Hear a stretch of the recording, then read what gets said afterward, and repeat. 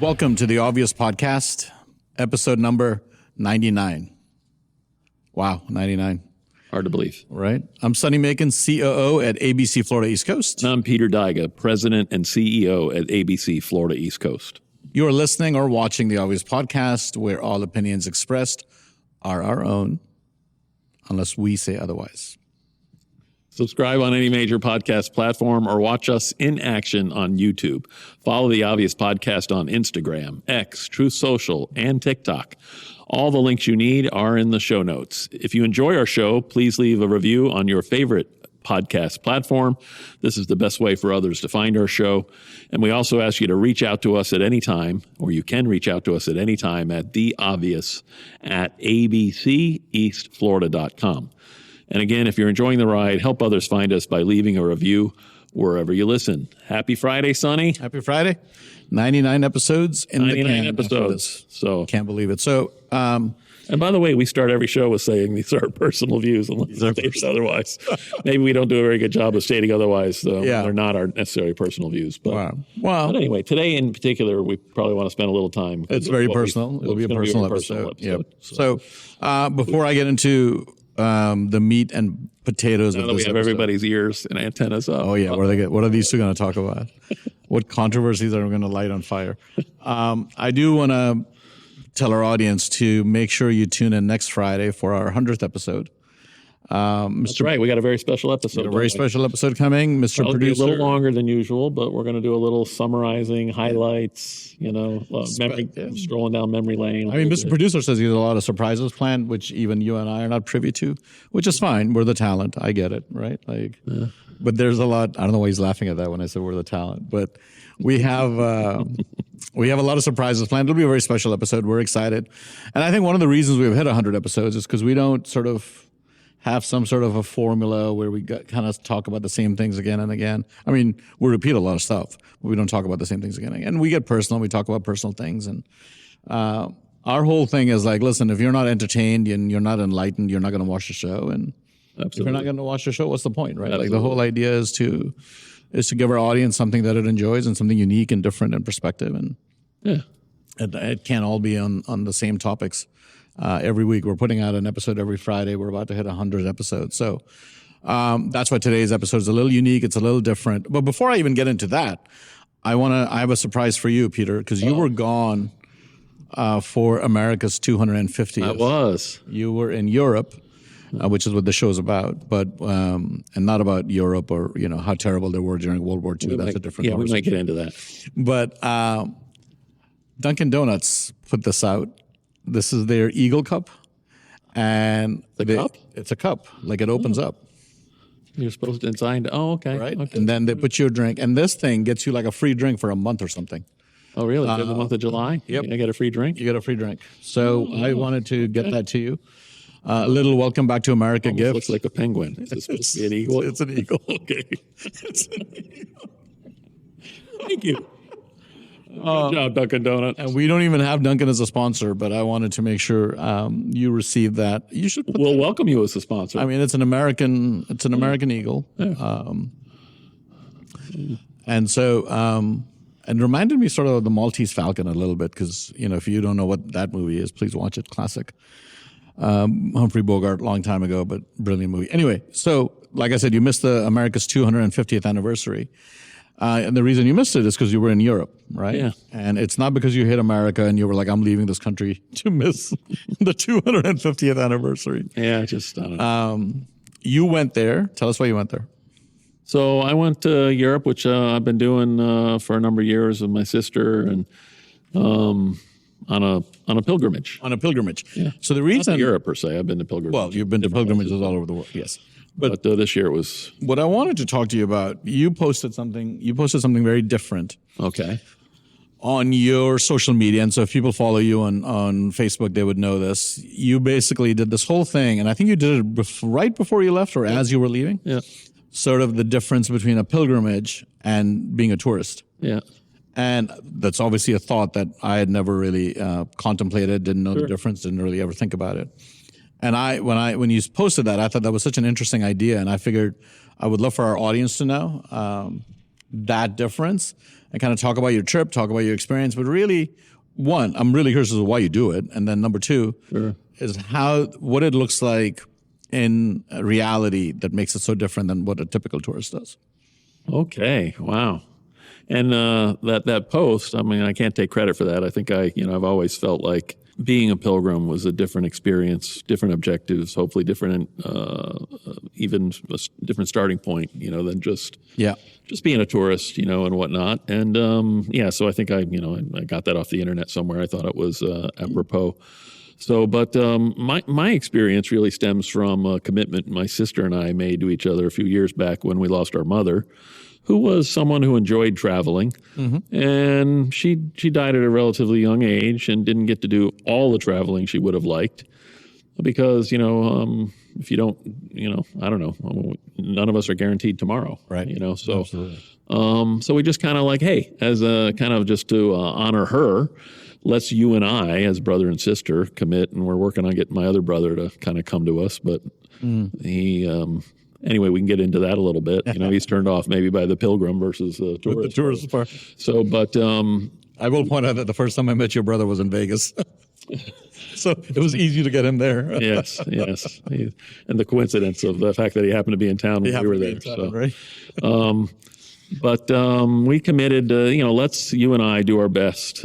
She works for a school district, so the best time for her is summer.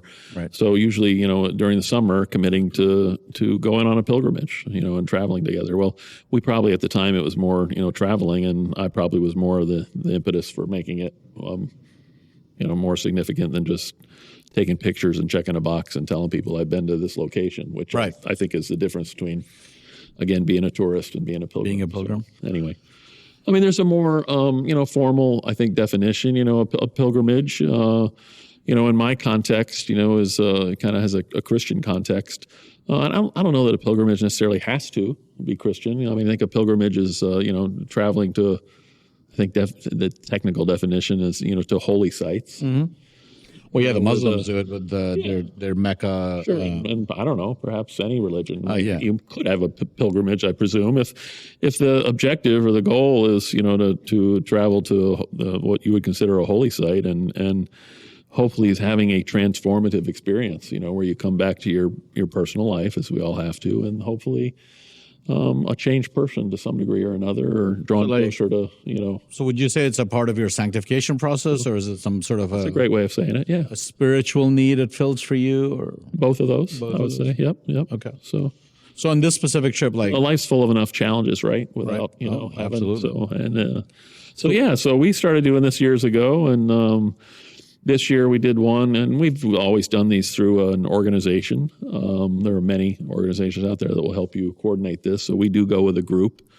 For me in particular, it's an organization called 206 Tours. What we like about them over the years is there's always a priest, on your tour with your group.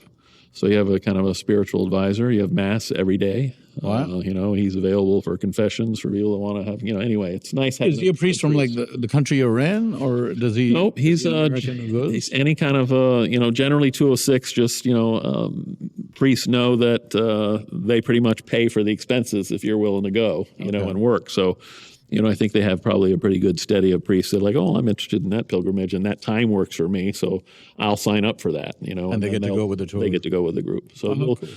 You'll probably never wind up with the same one on any one pilgrimage, but okay. So, have you had priests repeat on your tours, or they have been different? Not in any of the ones we've been with to. 206 that you've been. Always a different priest. So, very cool. The one we had on this trip was he's actually from Nigeria. So, and he had studied in Rome for 7 years. So he spoke Nigeria, I guess official language is English. So he knew English. Yeah. They have another English dialect as well, kind of like patois, or something here in the Caribbean. And then he spoke Italian. Then he spoke Italian after his 7 years there. And he since has been transferred to Lincoln, Nebraska. So he works He works at a parish in Lincoln, Nebraska. So. I bet he doesn't have to use his Italian there. So no. So any event, he was wonderful. And it's always a blessing to. So over the years, we started with all the, from a Christian perspective, what you would expect to be the most significant Christian pilgrimage sites, right? We went to the Holy Land. Yeah. That might have been the first or second. Italy, was one. We did Poland one year, kind of called the footsteps of Pope St. John Paul II, which was probably one of my favorites. Poland is a spectacular country with spectacular people. We did Ireland. We did the Camino. Now, those that don't know, the Camino, there's been several movies that popularized the Camino, and the most popular one is from France. But really, the Camino is any path that pilgrims for centuries, if not millennium, have taken to visit St. James burial site in Compostela, in Santiago de Compostela in Spain. On the I didn't even know St. James was buried in Spain. Yeah. Wow. So for centuries, millennium, again, the most popular one is in France. It's like, I don't want to, I'll probably get it wrong, but I don't know, 700 miles, and people walk this. For 700 miles? Yeah. When you talk about St. James, you mean James from the book of the Bible, right? That James. Okay. Yeah. Wow. You've probably seen videos of the church St. James is buried has this huge censer that the monks. Oh yeah, that's in Spain. I had no idea. Compostela. Okay. And that church and that mass with the censer is a mass that's celebrated for all the pilgrims that arrive that day. Okay. Some of them have been on the way for like months backpacking. Wow. And so a lot of people today will do the Camino. That really, they're not Christian or really for no religious purpose at all. It's for them, it's more of a overcoming some challenge. Bring yourself, whatever. So, but it started off as a kind of a Christian pilgrimage of honoring the saint, the apostle. Most people think of the French way, but it actually is pretty much there's an Italian way and a Northern Spain way and a Portugal way, and because whatever path the person was taking. So, any pretty much one of the pilgrimages we did was the Spain Camino. So, on this trip, except we did it in a bus. 700 miles on a bus? Because these groups, too long. Well, no, the French one is the longest one, 700 miles. The Spanish one was like from Barcelona and through northern Spain. Okay. And then I think the last 5 miles, they dump you off and then make you walk 5 miles. Okay. So anyway. That's pretty long too. So we did that. And then this year was called Marian Shrines of... So we went to Lisbon in Portugal and then Fatima. Which I don't know how many people are familiar, but Fatima is a pretty significant. That's a well-known site. Apparition site, that occurred in 1917. And so, and then we went through several other very significant towns in Spain. Loyola, which is where St. Ignatius of Loyola was born. Yeah.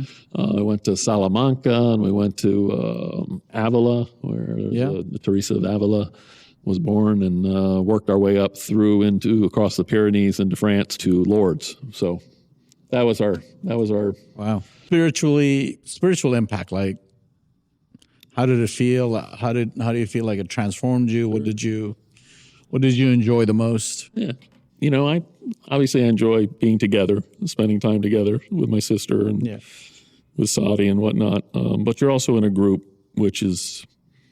I think one of my posts I might have posted, this is imagine how I feel being a Christian in the early years or centuries must have been like. Yeah. Because the world around you was Christian. Yeah. So you all woke up every day and you had the same experience and, you prayed together and sang together and, so it's like that for 10 days, which is kind of nice. It's like a corporate experience as opposed to an individual experience. That's a great way of putting it. Yeah. So that's kind of nice.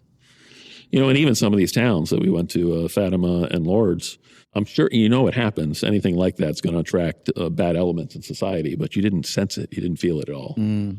Everybody was there for the right reasons. For the right reasons, And when and there's a lot of people. When we were in the middle of summer, even their summer, but, there was, I don't know how many people, but every night, processions and praying and whatnot. A lot of people. Lourdes in particular. That town is just packed with pilgrims. So the pilgrimage piece really sort of determines the location and the destination, right? Well, and again, if you think of a pilgrimage as visiting holy sites and trying to grow in that sanctity and whatnot, you can find holy sites almost anywhere. So, and we do. You go through a lot of small towns in Spain and Portugal and France and, stops along the way, which, you find monasteries and the basilicas and the cathedrals and the whatever. So, But then how does like, do you get free time? How does how do you do like the restaurants? Do you get, how does the meals work? Like, I'm curious about that. Yeah, that's a great question. This particular group's great. Again, you have the priest, which is awesome. You have a mass every day. And to me, as a Catholic, a mass is the, highest form of, of worship we can do. The places we have it are just, over the years, are just astounding. Like I remember our Holy Land pilgrimage, and when you're actually having mass at the Holy Sepulchre, or the foot of the cross, where you're having them. Anyway, the places that you have mass are pretty spectacular. So you generally have provided that they take care of everything, which makes this really nice. And their experience, they know exactly how long people can tolerate this, right? Because there's a little bit of part of the experience is doing this together, right? And having to deal with, trying to live out your principles in a group setting, when we know that's challenging, So, but they know exactly, how long it needs to be to get done what you want to do, but not too long to where you're ready to kill each other. Frustrated, So, but it's beautiful. They do all the arrangements, usually spectacular hotels, really pretty good, pretty nice hotels. You eat all your meals together? We eat all our meals together, except sometimes lunch is oftentimes free On your own. But they're breakfast and dinner, and they provide wine at dinner, which is nice. A nice air-conditioned, comfortable. You can tell that's a Catholic group, because the Protestants will never do that. They'd have wine at dinner. So, anyway, so it's it's great. We had, I think, at one point, and by the way, it changes because sometimes they're merging. They might have a tour that's just doing Lourdes. So you might have been doing some of your tour doing other sites, and then you get to Lourdes and you meet up with another group. So, so the size of the group is changing, but we're probably with a core group of, I don't know, 18 or 25, I think it was for most of the trip, and then it got as high as 40 or 50, I think, in Lourdes. So, but it's a great time for the distractions of life. You're not having to pay. Thank you. And everybody here back at the office, because, a few years ago it was much more difficult to be away and knowing that. So, but being away from the distractions of life and, again, living your faith as a society, as a group, as a community, which is kind of the way it was, that's literally the worship is meant to be, a group activity. Yeah. So anyway. So I saw something on your post. We're running out of time, so I'm going to ask you two quick questions. I saw something on your post where you were speaking at a church in the morning or something. How did that come about? Where I was in particular? So I don't know how much. You're probably pretty familiar, more than most, with the Catholic Mass, but there's readings during the Mass. So in the laity. So I was chosen to do the reading during the Mass, actually at Fatima, which is most people in the group at one point or another. Who want to do a reading or, get to do a reading because, we're. But you got it. Well, and the one at Fatima was not just a private mass, which a lot of times they're just private masses for your group. But since we were at a public pilgrimage site, there were pilgrims from all over the world at that mass. And you got to do the reading. I got to do the reading. Do you remember what your reading was? It was a Revelation. Oh, wow. Chapter 21. Okay. Yeah. People must have been like, did he not say Revelations? By the way, that drives me nuts. It's singular. It's Revelation, not Revelations. So anyway, that was awesome. That's awesome. It was quite an honor. We're running out of time. So last question. What was your favorite destination and why? Wow. That's really hard. So of the two Marian sites, I enjoyed Fatima. Okay. They're both spectacular, and Lourdes is a beautiful place, in the French countryside at the foothills of the Pyrenees. Right. But and a much larger, it seemed much more people there. So, but I don't know, Fatima, because Fatima, the message of Fatima, the fact there was an apparition of Our Lady as well as angels, actually, I think 3 different apparitions of angels to the 3 young children occurred about a year before the Marian apparitions happened. And, it was a beautiful message of really repentance and, so in any event, that spoke to me a little bit more. So, but boy, the different sites that we went to, the birthplace of St. Anthony of Padua in Lisbon. Wow. It's an interesting story because he's called St. Anthony of Padua.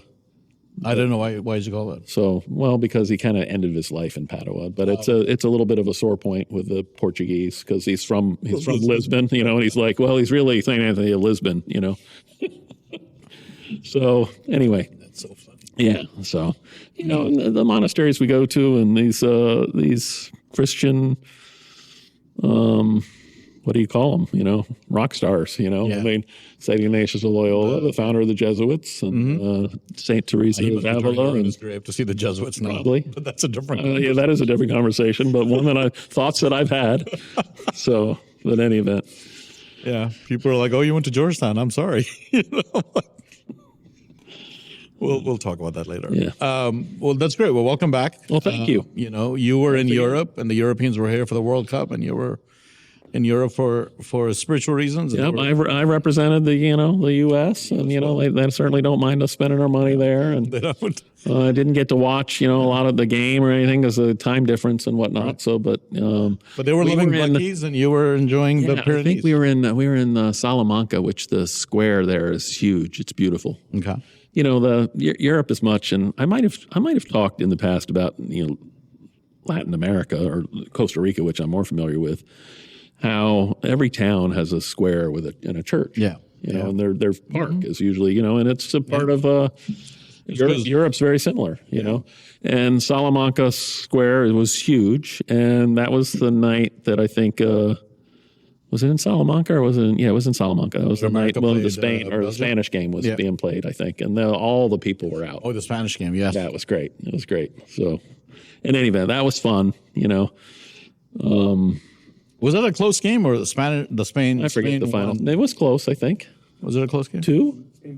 Yeah. No, the Spain-Portugal one. What, was that the one? I don't know. It was the one that Spain played before that, Oh, before the Portugal. I think. I forget who they played. Well, it was a long time ago. We're getting ready for a real football now in this country. Oh man, I'm gonna get some hate mail for that one. We're probably getting hate mail anyway. I know. We're getting ready for. Event. We had a spectacular time. That's awesome. Welcome back. Thank you very much. And I'm glad that sort of each trip sort of helps with the process of sanctification, and you're able to live out certainly your mother's dreams, and to do it with your sister and your family is so rewarding and wonderful. So we hope you enjoyed this little detour we took into something a little bit more personal. Give us your thoughts, comments. Send us an email at theobvious@abcfloridaeast. Oh my gosh, theobvious@abceastflorida.com. All right. All right. Thank you for joining us. Thank you. Until next time. 100, episode 100. Next week. Don't miss that. Tune in. All right. Till next time. Ciao.